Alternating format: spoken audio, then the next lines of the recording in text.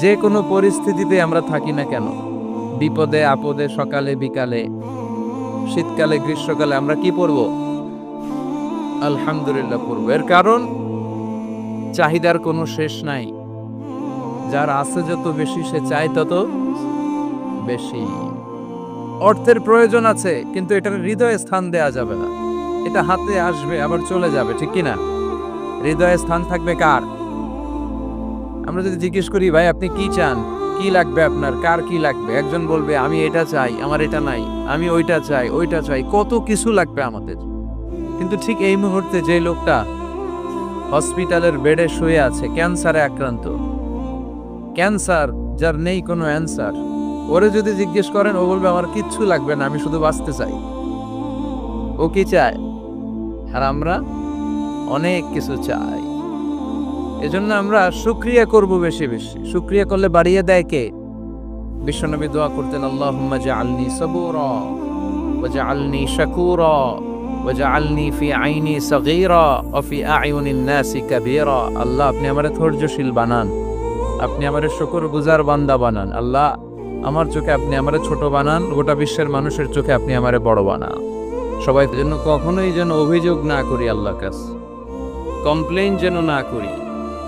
Instead of complaining, we should praise more and more. বেশি বেশি প্রশংসা করতে হবে, অভিযোগ করা যাবে না। অনেকের অনেক দুঃখ, অভিযোগ, যে আল্লাহ আমার এটা দিল না, ওইটা দিল না, আমার পাশে সে বড় হয়ে গেল, ও চাকরি পেয়ে গেল, ও ব্যবসায় উন্নতি করলো, ও ভিসা পাইলো, আমি পাইলাম না। আফসোস, ও আফসোস করতে করতে মরবে, ঠিক কি না? আর প্রশংসা যে করবে তাকে নেয়ামতের বাড়ি ধারা আরো বাড়িয়ে দিবে কে? এজন্য আফসোস করব না, প্রশংসা করব, অভিযোগ করব না, শুকরিয়া করব। আল্লাহ অনেক দিয়েছে, ঠিক কি না? আপনারা শেখ সাদি রাহিমাহুল্লাহর নাম শুনে থাকবেন। বালাগাল উলা বিকামালিহি কাশাফাদ দুজা বিজামালিহি, এই কবিতা লিখে উনি বিখ্যাত হয়েছিলেন। উনি পার্সিয়ান পয়েট, ইরানি একজন কবি। তো ওনার একবার আর্থিক সমস্যা যাচ্ছিল, দৈন্যতা যাচ্ছিল, টাকা পয়সা ছিল না, ফলে ওনার পায়ে দেওয়ার মতো জুতা ছিল না। তো খুব আফসোস করতেছে, হায়রে আমি এত বড় কবি, আমার পায়ে দেওয়ার মতো জুতা নাই। আফসোস করে ঘর থেকে বের হলেন, দেখলেন এক ভিক্ষুক ভিক্ষা করছে, ওর পাই নাই, কি নাই? আর কবি সাহেবের কি নাই? ওনার জুতা নাই, এজন্য দুঃখ। বের হয়ে দেখে সাইল ভিক্ষুক, ওর পা নাই। এবার উনি সেজদায় পড়ে আল্লাহর ডেকে বলে, আল্লাহ শুকর আলহামদুলিল্লাহ, অনেক ভালো আছি।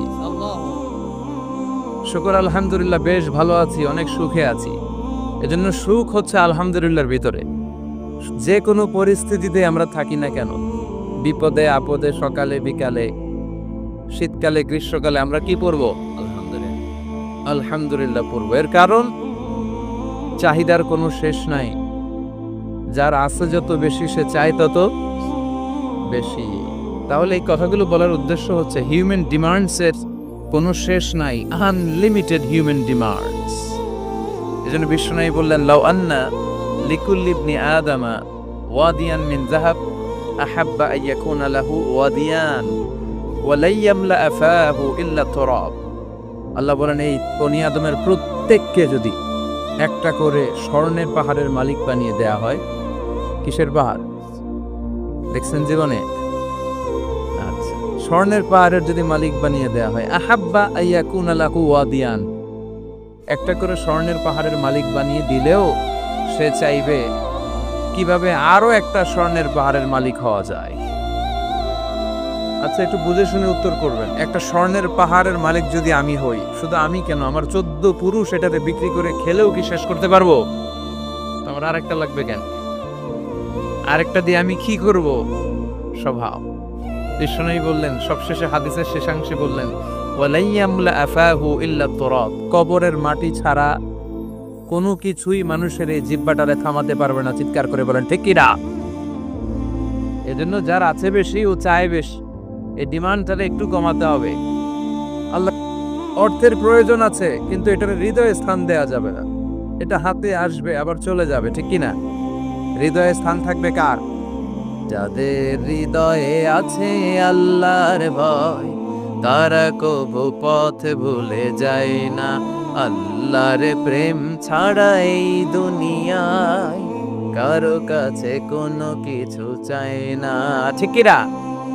মুমিনের হৃদয়ে দরদ ভালোবাসা থাকবে একজনের জন্য। চিল্লায় বলেন তো তিনি কে? এজন্য আমরা যেন শুকরিয়া করি, আমরা যেন অভিযোগ না করি। আমরা যদি জিজ্ঞেস করি ভাই আপনি কি চান, কি লাগবে আপনার, কার কি লাগবে, একজন বলবে আমি এটা চাই, আমার এটা নাই, আমি ওইটা চাই, ওইটা চাই, কত কিছু লাগবে আমাদের। কিন্তু ঠিক এই মুহূর্তে যে লোকটা হসপিটালের বেডে শুয়ে আছে, ক্যান্সারে আক্রান্ত, ক্যান্সার যার নেই কোনো অ্যান্সার, ওরে যদি জিজ্ঞেস করেন ও বলবে আমার কিচ্ছু লাগবে না, আমি শুধু বাঁচতে চাই।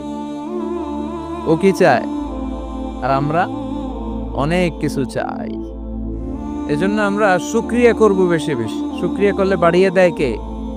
বিশ্বনবী দোয়া করতেন, আল্লাহুম্মা জাআলনি সাবুরা ওয়া জাআলনি শাকুরা ওয়া জাআলনি ফি আইনি সাগীরা ওয়া ফি আ'য়ুনিন নাসি কাবীরা। আল্লাহ আপনি আমারে ধৈর্যশীল বানান, আপনি আমারে শুকরগুজার বান্দা বানান। আল্লাহ আমার চোখে আপনি আমারে ছোট বানান, গোটা বিশ্বের মানুষের চোখে আপনি আমারে বড় বানান।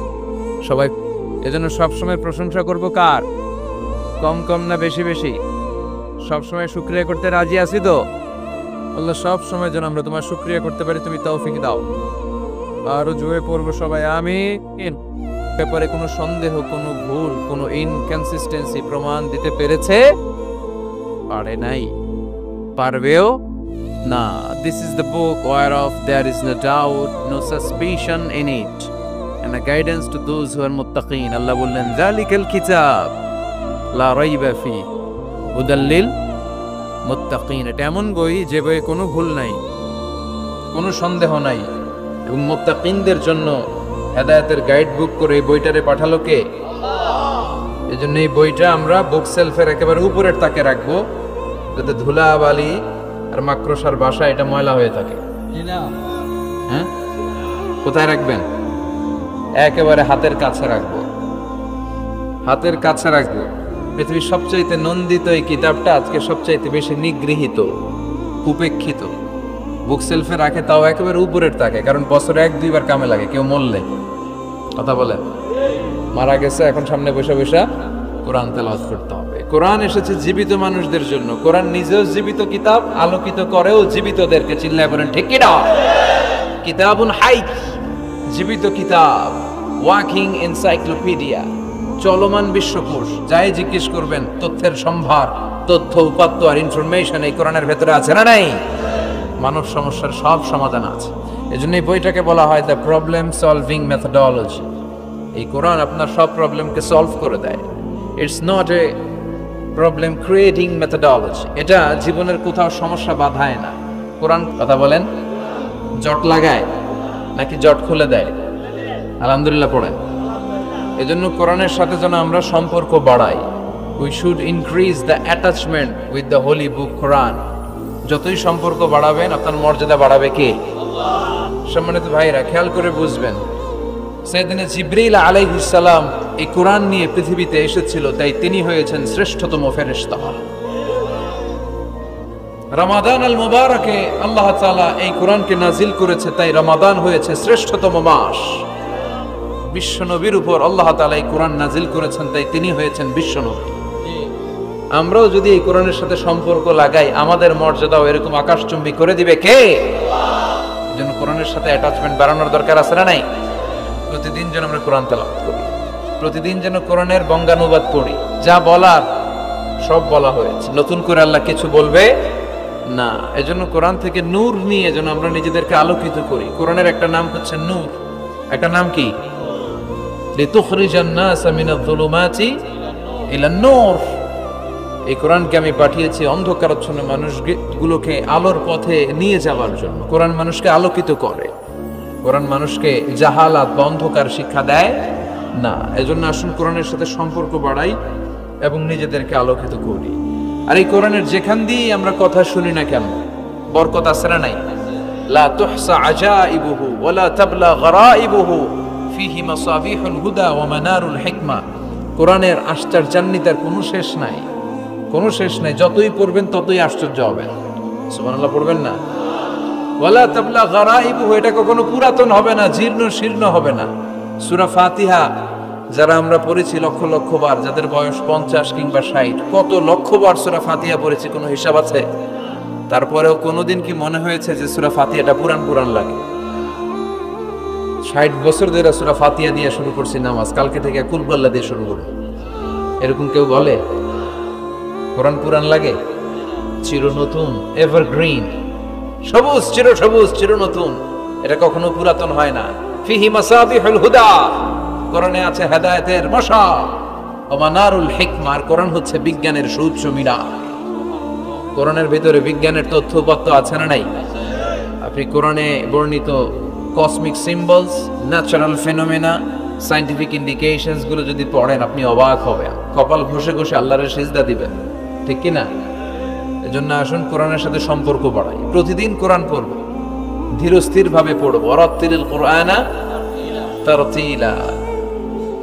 আনাস রাদিয়াল্লাহু তাআলা আনহুকে জিজ্ঞেস করা হলো, আনাস, আল্লাহ রাসূলের কাইফা কানা কিরাআতু রাসূলিল্লাহ, আল্লাহ রাসূলের কিরাত কেমন ছিল? তিনি বললেন, কানাত মাদ্দান, আল্লাহ রাসূল সাল্লাল্লাহু আলাইহি ওয়াসাল্লাম টেনে টেনে তেলাওয়াত করতেন, টেনে টেনে তেলাওয়াত করতেন। এই যে একটু আগে তেলাওয়াত হচ্ছিল সূরাতুল মুলকের, কত সুন্দর টেনে টেনে সে পড়েছে, এইভাবে বিষ্ণু সাল্লাল্লাহু আলাইহি ওয়াসাল্লাম টেনে টেনে পড়তেন।